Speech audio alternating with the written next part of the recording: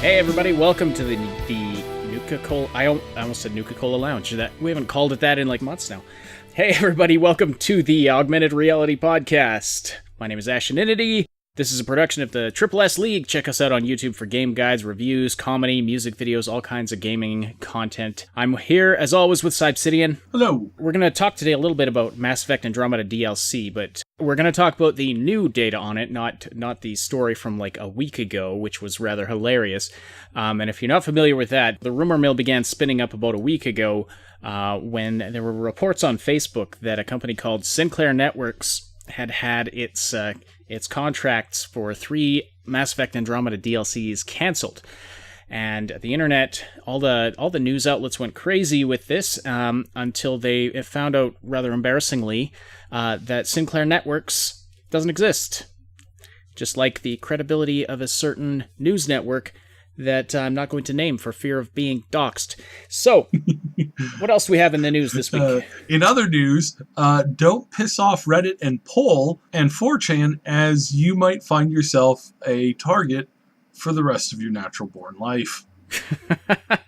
Most of us who exist on the internet already know that. You don't walk into a Poll thread or a Reddit thread and claim that you're going to hunt down everybody's personal information and dox them because you don't like their sense of humor.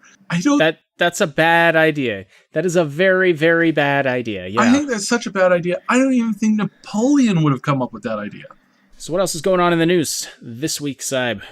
Well, on the BioWare thing, they are either working on the DLC for especially the Quarian story for Mass Effect Andromeda. Okay. Either that, or they're just essentially sitting on it and will work on it later at some point when they have the time, I guess. So it's not been canceled officially. They have a lot of resources for it, from what I understood. But I mean, most companies, when they're working on like a game and then they have several, key DLCs planned out, a lot of them have the general story. A lot of the audio is usually done, if not almost all of it. There are, of course, exceptions to this rule, and there are a number of great examples for it where DLC, is not something that's been worked on at all, and they look at where the community's at, and then they just create the stuff off the cuff. But in these particular cases with these bigger stuff, usually it's kind of planned a little bit ahead of time, at least your story, so that you're not shooting yourself in the foot. But yeah, there's a pretty good chance that we'll see it. But this whole Sinclair thing, I don't know who, there were a lot of people who took that as gospel and ran with it, without even spending 5 seconds to check to see if that company even existed, which, shocker, doesn't at all. It's like the entire gaming news media was all of a sudden momentarily just channeling your aunt on Facebook. Yeah. So really there's nothing to report about Mass Effect Andromeda DLC, is there? It's kind of, we don't really know at this point? Or yeah.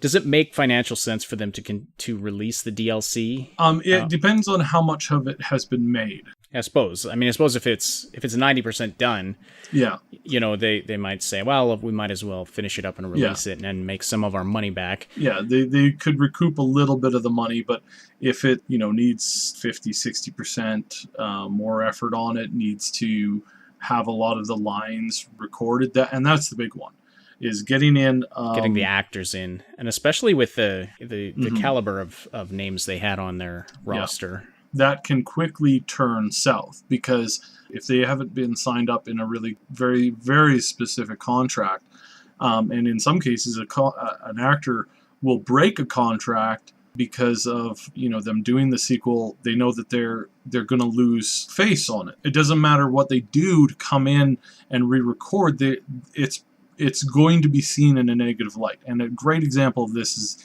is the Dinklebot in Destiny. Peter Dinklage, I don't think any amount of money would have gotten him back in to re-record because it was handled so poorly. And I'm not putting this on Peter Dinklage, because he's a fine actor who does exceptionally well on dialogue. but the directors in that case were pushing for something that didn't really fit his personality. They were taking somebody who thrives on boisterous, very emotional stuff and said, hey, be like a robot, be monotone.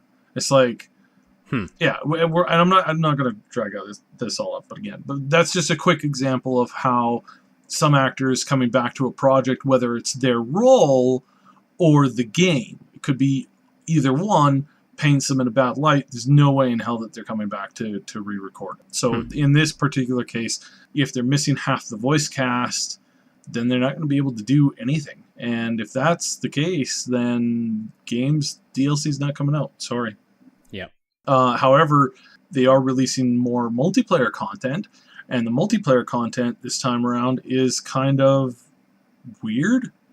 They're releasing the Batarians into the game. Okay. Like where were they? They weren't on the Ark. That was said numerous times. So apparently they just materialized in the Andromeda Galaxy. It's really messed up. It's really, as far as like them releasing that content now, it's like, wait, what? Okay, so we're just cutting all connection from the game lore to the multiplayer. I guess that's a thing now. I understand why they're doing it. They had the models. The models were handy. Makes sense. We probably will get a bunch more races. Just the ones that they happen to have already made, I guess. Yeah. So Scott Cawthon announced this week that Five Nights at Freddy's 6 has officially been canceled, which is interesting. Very sad. I guess Sister Location is still an ongoing thing? Five Nights at Freddy's 5 was Sister Location. Or I should say, Sister Location was game number 5. Okay. So I would like to say in this case, this is apparently he was doing a lot of the, like most of the micromanagement on that project. And this is really important, guys. If you become a game dev or a movie producer, writer, director, anything at all, and you suddenly think that you are spending too much time in it, it's not a bad thing to hand the project off to somebody else and for you to just kind of take a step back and just generally management. You don't necessarily have to reverse course on it. And the best example we can give is Return of the Jedi.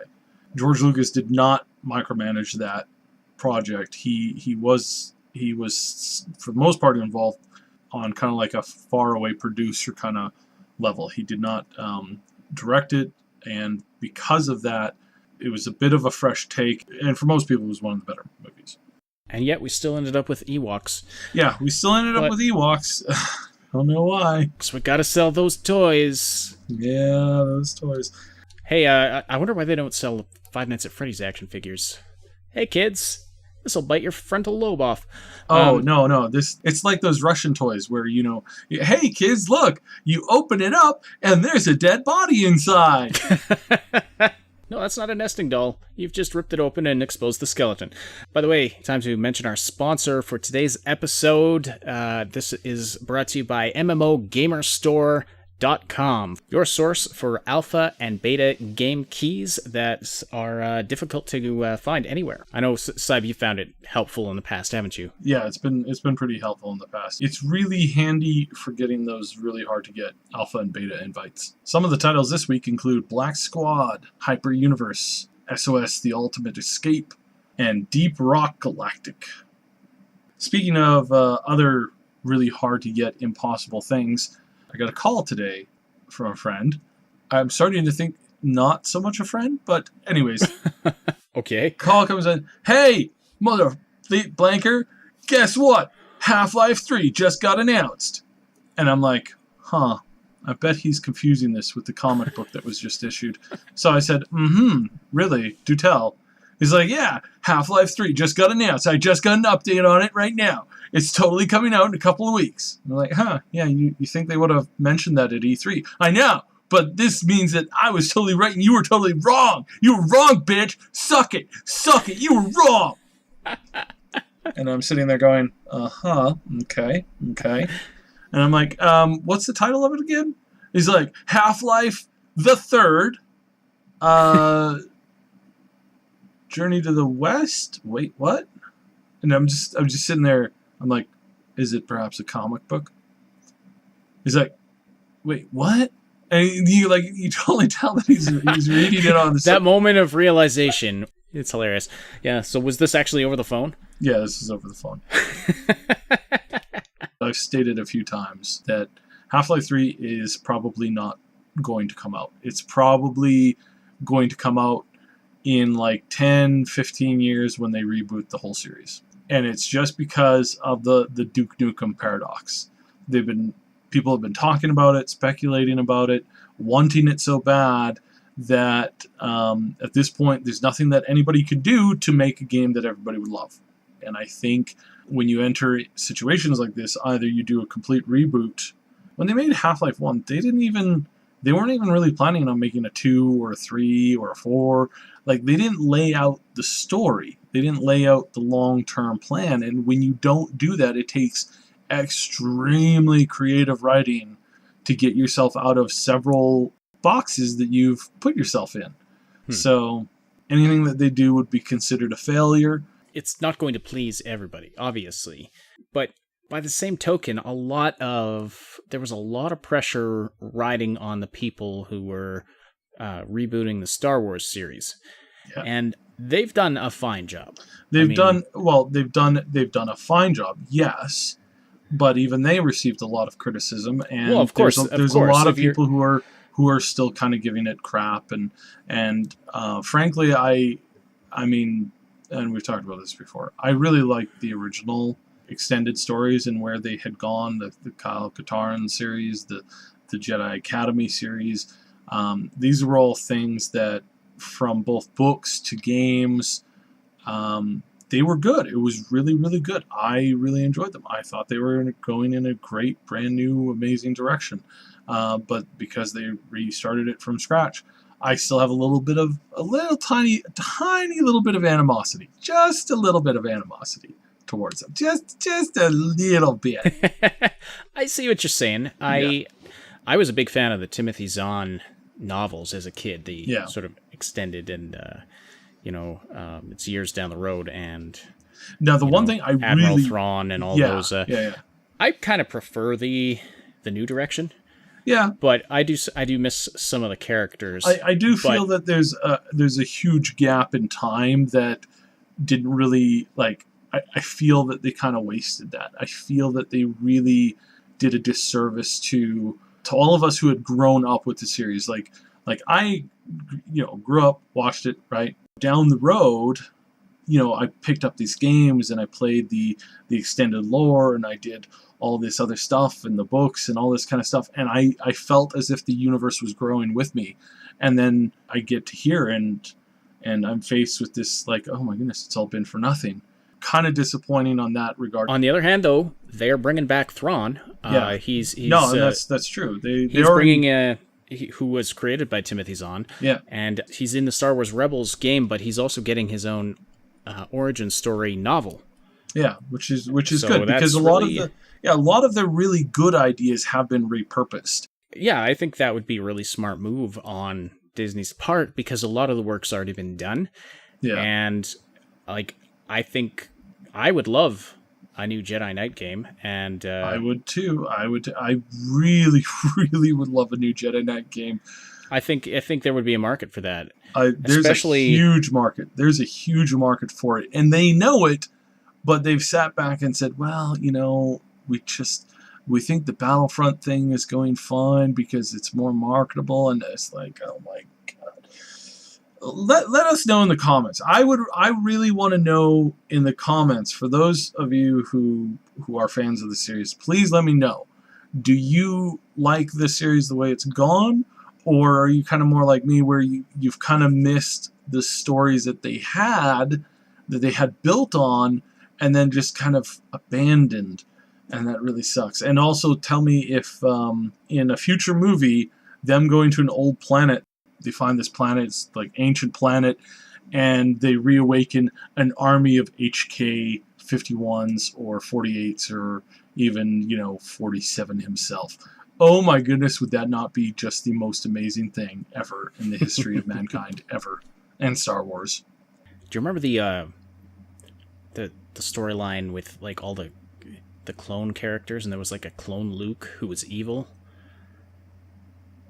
Do you remember that? It was in the novels. I don't know. Oh no, I never read that one. I somehow missed that one. Yeah, it was in the novels. I don't know if you read the novels, but I didn't read all. I read very few number of the novels. The ones that I did read were mostly pertaining to the Cawthon and kind of that direction of it. The Dark Forces, that kind of stuff. I really didn't like that one weird Force immune race. I felt that's when they went down like a